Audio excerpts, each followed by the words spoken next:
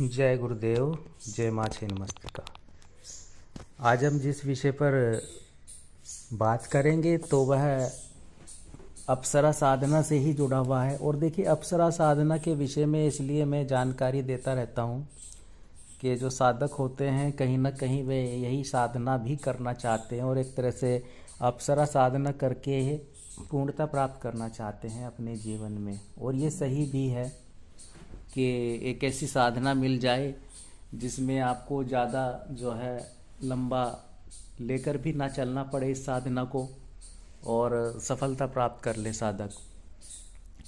और देखिए, अगर आप किसी अप्सरा साधना को अगर किसी कारण से उसमें प्रत्यक्षीकरण भी नहीं होता है, कभी कभी कई कारण हो जाते हैं, लेकिन अगर उसे आप एक लंबा लेकर चलते हैं, साल 2 साल दे देते हैं, और यही महाविद्याओं में तो 10-10 12-12 साल तक निकल जाते हैं।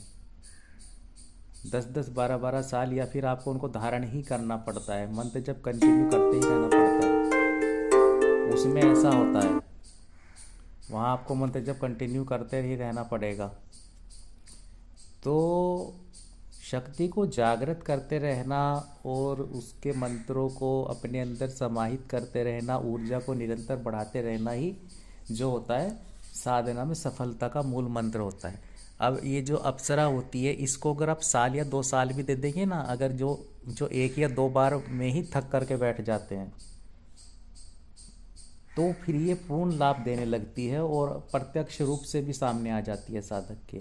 और ये बात अलग है कि वह साधना काल में प्रत्यक्ष हो जाए, ऐसा भी हो जाता है कि वह तो साधक की जो निष्ठा भाव समर्पण होता है, पूर्ण विधि सही होती है, तो उस पर निर्भर करता है। अब दूसरा कारण क्या होता है कि केवल जो साधक होते हैं वो एक ही उद्देश्य के लिए दिमाग में रखते हुए जो है वह अप्सरा साधना को करते हैं। उनका सोच होती है कि प्रत्यक्षीकरण से ही जोड़ करके देखना हर साधना को, और अप्सरा साधना में ख़ास तौर से कि जो हमारी इच्छाएं हैं, मनोकामनाएं हैं, उनको रखते हुए साधक जो है कहीं ना कहीं साधनाएं भी करते हैं। और दूसरा है कि प्रत्यक्षीकरण होगा और पूर्ण सहचर्य प्राप्त करना चाहते हैं उस अप्सरा का। अब देखिए क्या होता है कि कभी कभी क्या होता है कि अगर आपकी मंत्र विधि सही है, जो सामने आप जिससे ली है, और वो मंत्र विधि पूर्ण सही है और सही मार्गदर्शन में आप कोई साधना करते हैं, कोई कमी नहीं रखते हैं, चैतन्य सामग्री और मार्गदर्शन भी इसके साथ साथ आवश्यक होता है, तो उस पर अगर रहकर साधना करता है साधक, तो मैं यही कहता हूँ कि शक्ति उसके साथ जुड़ती है, साधक के उसके साथ कनेक्ट हो जाती है और उसके लाभ उसे प्राप्त होते हैं साधना के। अब प्रत्यक्षीकरण अगर साधना काल में हो जाए तो अच्छी बात है कि उसमें हो जाता है, तो लेकिन अगर नहीं हो पाता है किसी कारणवश, तो तब भी वह शक्ति जुड़ जाती है। अब एक दिशा नहीं होती है बहुत से साधकों के पास में, जो अप्सराएं साधना इससे स्टार्ट करते हैं, एक तरह से अपनी जो यात्रा होती है साधना की। अब उनके पास दिशा नहीं होती है कि कहाँ जाएं, इस साधना के बाद क्या करेंगे, क्या मार्ग होगा, क्या हम एक साधक बन पाएंगे सही मायनों में, और आगे कौन सी साधना करनी चाहिए, हमें कौन सी दीक्षा लेनी चाहिए, और यह सब चीज़ें होती हैं। लेकिन अगर आप अप्सरा मान लीजिए कोई साधक जो है करता है और वह उसे चाहे प्रत्यक्षीकरण भी ना हो और सही पूर्ण कर लेता है विधि द्वारा साधना, अप्रत्यक्ष रूप से जोड़ लेता है अप्सरा को अपने साथ में, वो किसी तरह से जुड़ जाती है अप्सरा, तब वह एक मार्ग देती है उस साधक को। फिर वह उसकी साधनात्मक लाइन बढ़ा देती है और भौतिक जीवन से भी कहीं ना कहीं जो अड़चने बाधा है उनको भी समाप्त करती है, एक अनुकूलता उसके जीवन में देती है। और आगे की राह जो होती है वह जो है साधक की जो है कठिनाई भरी नहीं होती और वह सफलता प्राप्त करता हुआ साधना के बाद दूसरी साधना, फिर तीसरी साधना जो उसके मार्गों को खोलती जाए, तो वो क्रम शुरू कर देती है वह अप्सरा उस साधक के साथ में। अब हम समझ नहीं पाते कि हमने कभी कभी ऐसा होता है साधकों के पास में कि साधना की है, कोई रिजल्ट नहीं निकला, कभी कभी ऐसा होता है, लेकिन रिजल्ट ये निकलता है कि वह आपके मार्ग खोल देती है, ताकि आप अगर कोई अड़चन है, बाधा है जो पूरी नहीं हो पा रही है, आपकी जो इच्छाएं समस्याएं का निदान नहीं हो पा रहा है, तो वो हो सके। तो आप बढ़ते जाते हैं, फिर साधक बढ़ता जाता है, एक साधना के बाद में दूसरी साधना, फिर आगे का क्रम। तो ये सारी बहुत सारी चीज़ें होती हैं। अब दूसरी चीज़ एक और है कि अगर साधना में अनुभव नहीं हो रहे, आप साधना कर रहे हैं, मान लीजिए आप नाभि दर्शन अप्सरा साधना कर रहे हैं या कोई अन्य साधना जो श्रेष्ठ साधनाएं हैं वह कर रहे हैं, और उसमें जो है वह साधना विधि तो सही है, लेकिन कभी कभी ऐसा होता है कि आपको अनुभव नहीं होते। अब अनुभव नहीं हो रहे साधना में तो आपको ऐसा लगेगा कि शायद कुछ जो है कमी ही रह गई है, या फिर मेरी साधना सही दिशा में जा भी रही है या नहीं जा रही है। तो ये भाव मन में नहीं लाने हैं। जरूरी नहीं है कि हर साधना में अनुभव हो, ये जरूरी नहीं होता है। और अगर अनुभव नहीं हो रहे हैं तो वो इसका मतलब ये भी हो सकता है कि गुरु की कृपा हो आप पे, और जो शक्तियां हो वो अप्सरा जो है वह स्वयं ये नहीं चाहती है कि आप विचलित हों, क्योंकि भाव के अनुरूप ही अप्सरा जो है परीक्षा लेती हैं। वो हर साधक की परीक्षा नहीं लेती हैं। जिसके लिए जरूरी हो अनुभव से मतलब है उसको विचलित करना, उसको साधना से उसका मोह भंग करना, ताकि उसका मन जो है इधर उधर जाए। तो ये क्रिया अनुभव से जुड़ी होती है। अनुभव का मतलब ये नहीं है कि अगर अनुभव हो रहे हैं किसी अप्सरा साधना में तो उससे प्रसन्न है अप्सरा, या फिर वह प्रत्यक्षीकरण ही हो जाएगा। अनुभव हो रहे हैं, कई साधकों को आपने देखा होगा अनुभव होते हैं लेकिन प्रत्यक्षीकरण नहीं होता है, तो वह परीक्षा लेती है। वो एक परीक्षा होती है जो अनुभव होते हैं कि पायल की झंकार आ रही है, खुशबू आ रही है, ये सब चीज़ें जो होती हैं ये परीक्षाएं होती हैं जो उस साधक के साथ घटित होती हैं। अब अगर आपके साथ ऐसा नहीं हो रहा है तो इसका मतलब ये नहीं है कि आप अपनी साधना छोड़ दें या हीन भावना मन में रखने लगें, ये कहें कि भैया हमारी तो साधना ही सफल नहीं हो रही, शायद कुछ अनुभव नहीं हो रहा है। तो अगर अनुभव नहीं हो रहा है तो वो नहीं दे रही, नहीं आपको विचलित करना चाहती, वो चाहती है कि आप आराम से जो है ना ध्यान लगाएं और ध्यान से मंत्र जप करें, और उस अप्सरा की छवि को अपने अंदर धारण करते हुए, अनुभूति करते हुए, अंदर तक उतरते हुए मंत्र जप करें, ध्यान करें, ताकि वह आपके साथ अप्रत्यक्ष रूप से जुड़ जाए और आपको जो आपकी जो इच्छाएं हैं, धन की इच्छा है या फिर जो है जो भी प्रॉब्लमें हैं वह सोल्व हो। कोई एक ही रीजन नहीं होता कि वह अप्सरा प्रत्यक्ष हो जाए और बस आपसे वार्तालाप करे, ये सब चीज़ें जैसे आप सुनते हैं तो यही एक क्रम नहीं होता है। वो तो एक आगे की चीज़ है कि ऐसा होने लगता है जब आने वाले टाइम पे साधक जो है अन्य शक्तियों की साधना कर करके जो है वह वो ऊर्जा प्राप्त कर लेता है अपने अंदर, तब तो ये शक्तियाँ आपके साथ वैसे ही जुड़ जाती हैं। अब उन साधकों को देखें जो महाकाली साधना करते हैं और आगे बढ़ चुके हैं उन साधनाओं में, अन्य महाविद्याओं की, उनके साथ तो ये यक्षिणियाँ और जो अप्सराएं होती है बिना साधना किए ही उनके साथ अटैच हो जाती हैं, जुड़ जाती हैं, आने लगती हैं। माता की योगिनियाँ, माता की भैरवियाँ उन साधकों के साथ में कनेक्ट हैं। जो हमारे जो जानकार हैं, कई साधक ऐसे भी हैं जिन्होंने कोई यक्षिणी की ही नहीं है, लेकिन केवल और केवल माता काली की साधना में इतने आगे बढ़ गए कि वे यक्षिणियों से भी कनेक्ट हो गए, उनकी सेविकाओं से भी वे कार्य लेते हैं और उनसे कनेक्ट जुड़ चुके हैं। तो ये तो एक क्रम होता है आगे का, वह भी थोड़ा सा इंतजार करती है, वरना जो अप्रत्यक्ष रूप से तो साधक से जुड़ती है। आपको क्या करना है, आपको शक्ति सही जो साधना है, चाहे वह अप्सरा है, चाहे वह किसी महाविद्या की साधना है, चाहे वह कोई भी साधना है, उसको साधक का जो क्रम है, जो मार्गदर्शन वैसा ही होना चाहिए, सामग्री उसकी सही होनी चाहिए, प्राण युक्त चैतन्य होनी चाहिए, और जो है और जो साधना विधि है वह पूर्ण होनी चाहिए, और उसके साथ अगर भोग प्रक्रिया देनी है चलेगी तो वो करवाना चाहिए जो भी उसका विधान होता है। अब अगर आप प्रॉपर तरीका जमाते हैं, कोई कमी अपनी तरफ से नहीं रखते हैं, तब वो साधना पॉजिटिव रिजल्ट देगी, वह आपकी जो है इच्छाओं को पूर्ण करेगी, चाहे आगे चल के करे लेकिन करेगी ज़रूर, या फिर साधना काल में ही हो जाए, ऐसा भी हो सकता है। तो वो शक्ति के ऊपर निर्भर होता है। बस ये क्या है कि आपको कोई कमी नहीं रखनी है, साधक को कोई कमी नहीं रखनी है साधना में अपनी, पूर्णता जो है अपना जो है जो परिश्रम करते हुए कोई भी साधना करनी है पूर्ण मनोभाव से, प्रसन्न भाव से। परीक्षाएं बहुत हार्ड हो जाती हैं।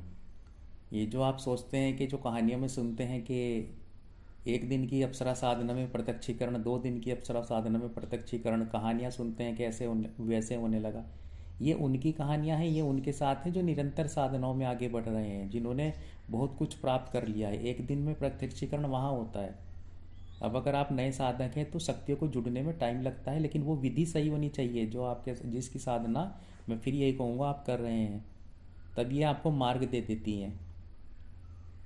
अप्सरा साधनाएं साधक को मार्ग देती हैं, उसे एक साधक बनाती हैं, उसमें देव तत्व जागृत करती हैं उसके हृदय पक्ष में, ताकि वो पारलौकिक शक्तियों से अटैच हो सके, जुड़ सके। इसीलिए मैं कहता हूँ कि एक क्रम के बाद दूसरा क्रम ये आपके जीवन में स्वयं ही ला देंगी और टाइम पे लाएंगी। अब अगर साधना करते हैं तो उसके बाद ये नहीं सोचना है प्रत्यक्षीकरण नहीं हुआ तो वो पूर्ण हो गई, वो आपके साथ शक्ति जुड़ चुकी है। और मैं क्यों कहता हूँ हर साधना में कि संकल्प महत्वपूर्ण होता है। मैं वचनों से ज़्यादा संकल्प को हर बार इसलिए महत्वपूर्ण बताता हूँ कि इस चीज़ को साधक जो है समझ नहीं पाते हैं कि संकल्प जब लेते हैं, जो कामनाएं रखते हैं, वह कामनाएं अपने निश्चित समय पर पूर्ण होती हैं उस अप्सरा के सामने। चाहे आप प्रत्यक्षीकरण से जुड़ी ही कामना रख रहे हैं, चाहे आप भौतिक जीवन से जुड़ी कोई कामना रख रहे हैं, लेकिन होगी समय पर ही, जब सब कुछ अनुकूल होगा आपके, तब उसे टाइम नहीं लगेगा आपके सामने प्रत्यक्ष होने में अप्सरा को, या आपने जो कामना रखी है वो पूर्ण करने में, लेकिन वह संकल्प हो जाता है। इसलिए महत्वपूर्ण होता है कि अगर प्रत्यक्षीकरण भी नहीं किसी कारणों से होता, फिर आप जो वचन होंगे वो कहाँ से लेंगे। अब क्या होता है कि जब आप संकल्प ले रहे होते हैं और कोई साधना कर रहा है साधक, और जब संकल्प लेता है, गुरु के सामने संकल्प लेता है, उसके गुरु बैठे हैं साक्षात या उनके इष्ट हैं और वरुण देव हैं, देवता हैं, उनके सामने आप संकल्प ले रहे हैं कि मैं इस हेतु ये साधना कर रहा हूँ, इस अप्सरा की यह साधना कर रहा हूँ या प्रत्यक्षीकरण के लिए कर रहा हूँ इतने दिन की, तब वे देवताओं के सामने बंधन में आ जाती हैं वे शक्तियाँ। आप संकल्प ले रहे हैं, अब उन शक्तियों के हाथ में क्या है, उन शक्तियों के हाथ में यह है या तो वो आपकी साधना को खंडित कर दें। अब मैं इसमें फिर ये बात डाल रहा हूँ आपकी विधि इसलिए सही होनी चाहिए, आपका विधि वो साधना विधि और वो जो सामग्री रहेगी वह मंत्र चैतन्य सिद्ध होना इतनी इसलिए आवश्यक हो जाता है, क्योंकि देवता भी जब भी आपका साथ देंगे और ये संकल्प भी जब भी मायने रखता है जब आपकी विधि सही होगी, मंत्र जब और जो भी इसके साथ में जुड़ी हुई विधि है वह होना चाहिए और चैतन्य प्राण युक्त सामग्री होनी चाहिए।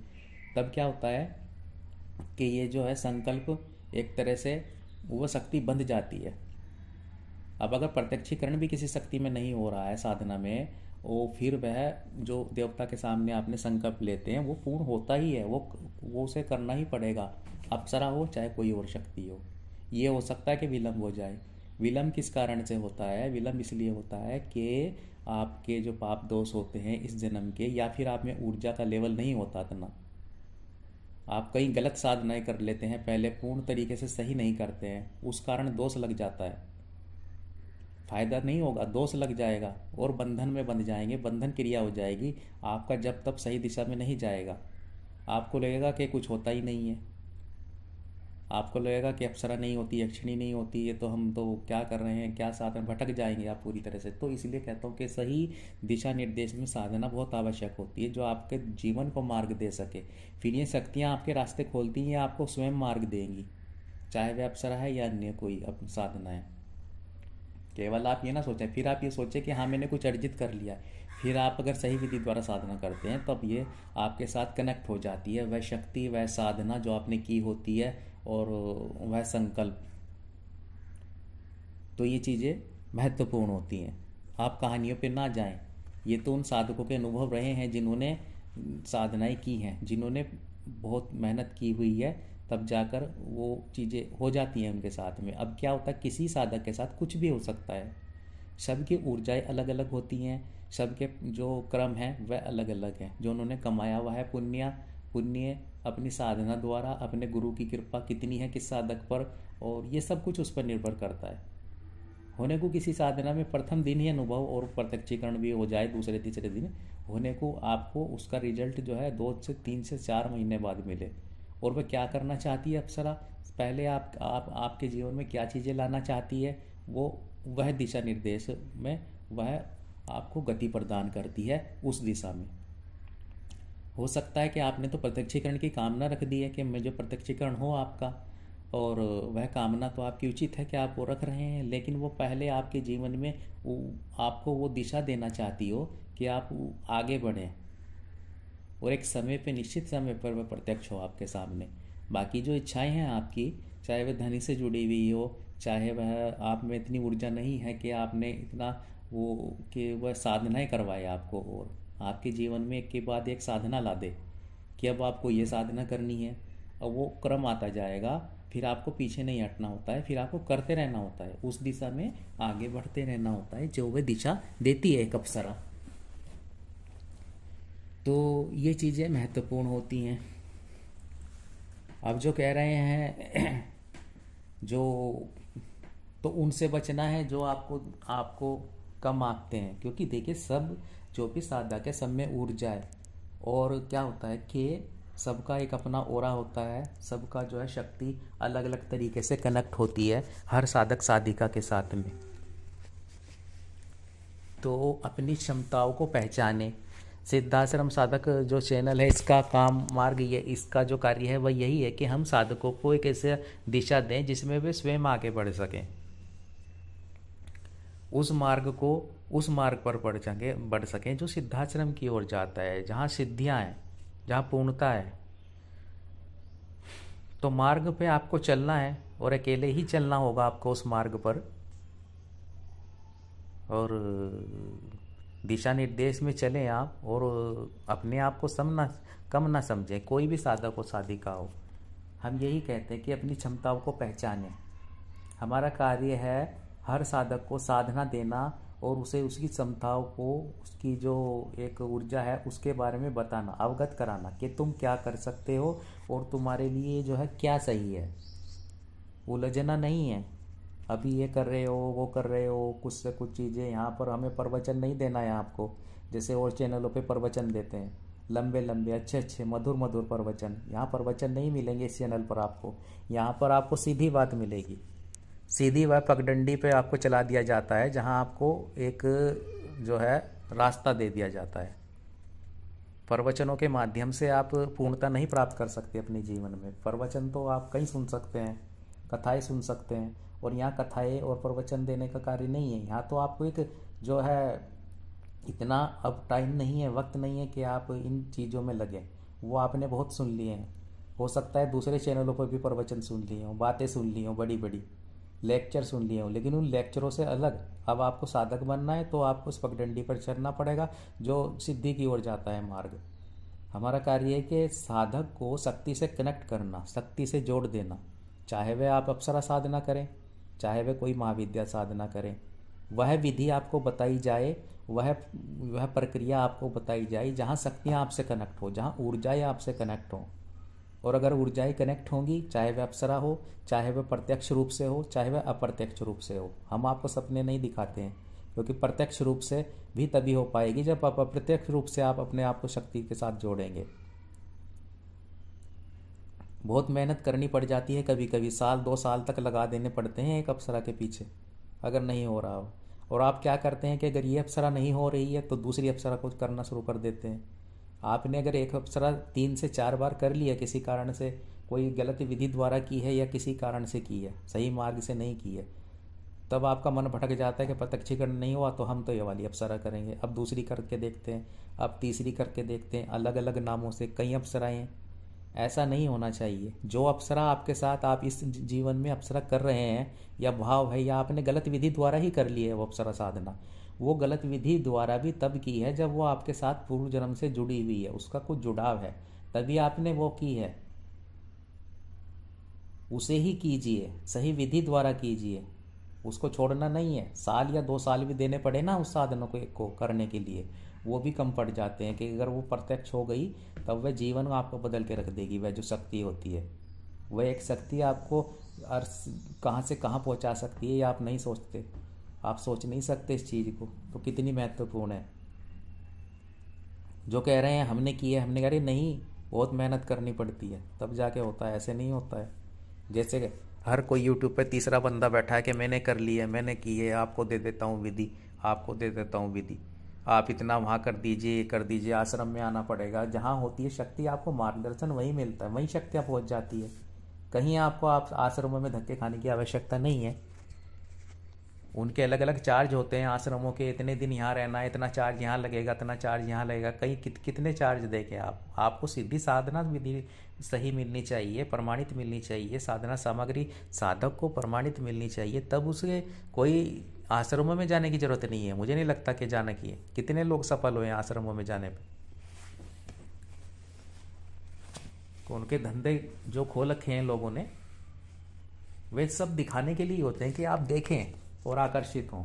वहां नहीं होता है, जो रियलिटी होती है वो होती है। शक्तियां महल नहीं देखती है कि कहाँ बैठ करके कौन सी साधना कर रहे हैं। वह क्या होता है कि आपको शुद्धता का ध्यान रखना है। अब शुद्धता का ध्यान रखना है, कोई साधना है, पवित्रता का ध्यान रखना है, वो चाहे एक छोटी सी कुटिया हो, वहां भी वे हो जाएगी। तो ऋषि मुनि क्यों करते थे? ऋषि मुनि इसलिए सफलता प्राप्त कर लेते थे क्योंकि वहां पर भी वे साफ सफाई रखते थे। सब प्रथम तो ये ध्यान रखिए कि जहाँ अप्सरा जैसी साधना साधक या साधिका कर रहा हो, वहां पर शुद्धता का ध्यान रखना है। जरूरी नहीं है कि आप कोई संगमरमर की जगह बैठ करके साधना करें। चाहे एक कुटिया है घास फूस की, लेकिन वहां भी लिपाई पुताई होनी चाहिए, वहां भी शुद्धता होनी चाहिए, साफ सफाई रहनी चाहिए। तो ये चीज़ मायने रखती है। और इस विषय पर भी मैं ये भी एक वीडियो लेकर आया था कि जो साधक हैं, जो साधनाएं करें, उनकी मनोदिशा सोच कैसी होनी चाहिए किसी साधना को करने से पूर्व। और ये हमेशा स्मरण रखें कि शक्ति आपके साथ अटैच होती है, अप्रत्यक्ष रूप से हो जाती है। अब आप ये स्वयं महसूस करेंगे, छोड़ना नहीं है। खुद से करेंगे कुछ नहीं होगा, अगर पूर्ण विधि के द्वारा नहीं करेंगे कुछ होगा तो नहीं, लेकिन उल्टा आपके साथ ही उल्टा सीधी चीज़ें होंगी और आप ही जो है कष्ट में आओगे। क्योंकि आप फिर जो है एक तरह से गुस्से का शिकार होते हो, उस शक्ति का, क्रोध का शिकार हो जाते हो जिस शक्ति को आप बुलाते हो। और अगर विधि सही नहीं होती है, मंत्र सही नहीं होता है और सामग्री भी सही नहीं जिससे आप साधना कर रहे होते हैं, और भोग प्रक्रिया भी नहीं है, कोई भी साधना बिना भोग प्रक्रिया के नहीं होती है। आपको ये समझना होगा, चाहे अप्सरा चाहे महाविद्या, इनमें क्यों दिया जाता है। मैं इसी में थोड़ा सी ये बात जोड़ना चाहूँगा कि जो ये शक्तियाँ होती हैं ये एक तरह से संचालित हैं किसी ना किसी शक्ति द्वारा। और ये कब हो पता है? अगर आप किसी के मार्गदर्शन में साधना कर रहे हैं रह करके, तो उसने कोई सिद्धि प्राप्त की होनी चाहिए। अब वह व्यक्ति जब उनको भोग देगा आपकी तरफ से, जो आप साधनाएं कर रहे हैं, कि आपको उसमें सफलता मिले, और ये आपके द्वारा आप मान लीजिए यजमान के तौर पर हम आपकी जो भोग है वह उस शक्ति को दे रहे हैं जो हम जिससे हम कनेक्ट हैं। अब क्या होता है कि वह आपकी रक्षा करती है, वो आपके से कनेक्ट हो जाती है, वो तब हो पाता है। और साधना में भी सफलता प्राप्त होती है फिर उस साधक को, प्रत्यक्ष अप्रत्यक्ष रूप से जुड़ती है फिर वह शक्ति उसके साथ में। तो भोग प्रक्रिया इसलिए आवश्यक हो जाती है, और शक्ति भी सात्विक रूप से आती है, और वही शक्ति आती है जिसका साधक आवाहन कर रहा होता है। ऐसा नहीं है कि कई साधकों को मैंने देखा है, और कई केस मेरे पास भी आते हैं कि कर रहे थे वे कोई अप्सरा साधना, आ गई कोई पिशाचनी, कर रहे थे वे कोई अप्सरा या यक्षिणी, आ गई कोई शमशान की वो जो होती है यक्षिणी वगैरह, या कोई अलग निम्न स्तर की शक्ति। अब उसने परेशान करना शुरू कर दिया, सोपन में आके सोपन दोष वगैरह कई सारी चीज़ें दे दी हैं जो उसे साधकों को और भी ज़्यादा एक तरह से कष्टों में घेर लेती हैं, कष्टों में पूरी तरह से हावी हो जाती है उन पर। तो ऐसी क्रियाएं नहीं करनी है।